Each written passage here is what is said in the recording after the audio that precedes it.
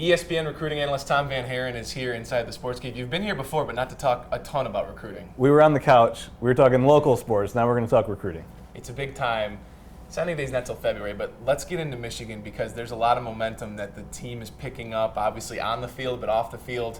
There's some big chips out there that Jim Harbaugh and his staff could really get their hands on. Yeah, and it's a little bit different from what Michigan fans are used to. Under Brady Hoke, in the 2014 class, they had all but one commitment wrapped up by the end of August. And now here we are, and there are a ton of pieces still on the board for Michigan. Number one ranked, Rashan Gary, defensive lineman out of New Jersey. He's probably the biggest piece left on the board for Michigan, but they still have a chance at five-star tight end Isaac Nauta. Running back Kareem Walker, who recently decommitted from Ohio State, he's on the board. There could be 4 top 50 guys who land in this class leading up to signing day. They're already ranked the number 9 recruiting class overall. Some big momentum going forward. I think a lot of these guys that we're talking about right now, I think it's realistic that they could end up at Michigan. You talk to these kids all the time, and the message boards light up every time you send a tweet out. Your tweets get retweeted. I see in my feed almost every night, every day.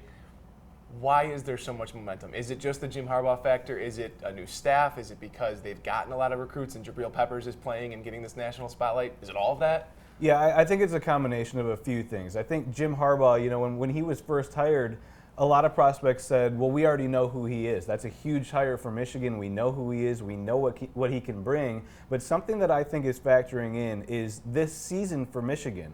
They've turned things around very quickly. Yeah. They're showing a lot of improvement week after week. And you look at last class. There was a prospect in this last class, Chris Clark, a tight end. He was considering Michigan and UCLA, and he came down and committed to UCLA. Last minute. Right. And he told me what it came down to was, he said, I only have 4 or 5 years in college. I know Jim Harbaugh is going to turn it around at Michigan, but I don't know how long that's going to take. So now for these prospects in this 2016 class, they've already seen it turned around. They've already seen Michigan now as a top 25 ranked team, going head-to-head with teams like Michigan State, momentum building towards the Ohio State game. So I think that's a huge factor. Jim Harbaugh, and then the fact that everything on the field, the product on the field, they can see that there's consistency and improvement.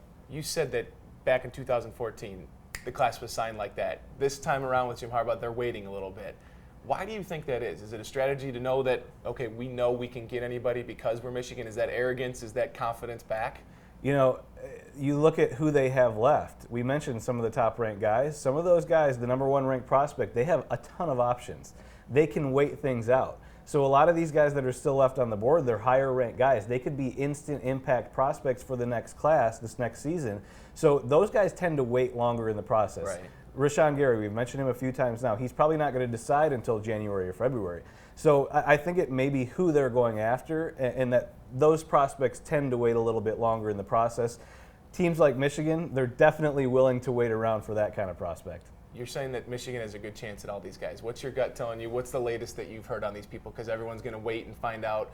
Oh, give me any breath of fresh air that I can find out that'll give me confidence they're coming to Michigan. Well, let's start at the top. Rashan Gary, like I mentioned, number 1 ranked prospect in the country. I think if he were deciding right now, I think it would be Michigan. Now, he does plan on taking a few other visits, but his official visit to Michigan, I don't think it could have gone any better. He had his mom on the visit. His mom actually told me that she spent some time away from Rashan and away from the coaches. She wanted to go out on campus by herself.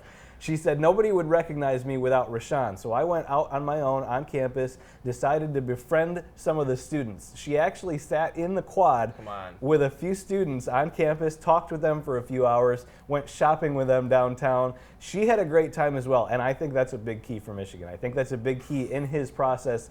Making sure mom is happy, that was a big win for Michigan. Mom's word means a lot. It does. Quarterback next year. We're a long way away from it, but of course that's a big question lingering over Michigan fans' minds.